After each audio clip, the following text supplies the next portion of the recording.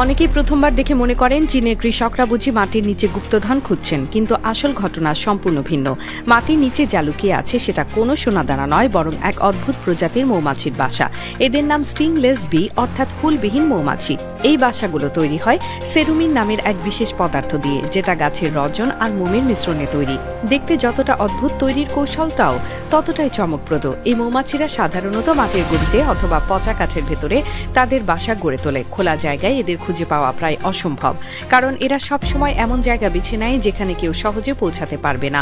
এই মৌমাছিদের সবচেয়ে অবাক করার দিকটা হলো এদের মানিয়ে নেওয়ার ক্ষমতা। মাটির নিচে হোক, পচা কাঠের ভেতরে হোক, কিংবা যে কোনো অপ্রত্যাশিত কোণে হোক, প্রায় যে কোনো জায়গাকে এরা তাদের পুরো কলোনির জন্য নিরাপদ ঘরে বদলে ফেলতে পারে। এখন স্বাভাবিকভাবে প্রশ্ন আসে, হুল নেই তাহলে শত্রু থেকে বাঁচে কিভাবে?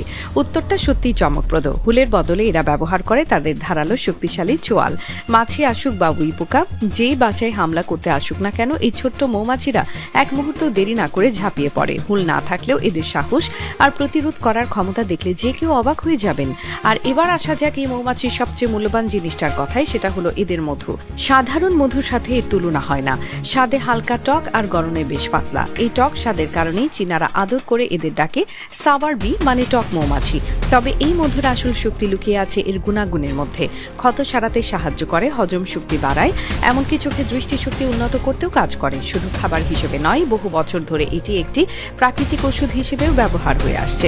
মাটির নিচে লুকিয়ে থাকা এই ক্ষুদ্র প্রাণীটি আসলে প্রকৃতির এক অসাধারণ দান, যেটার কথা অনেকেই এখনো জানেন না।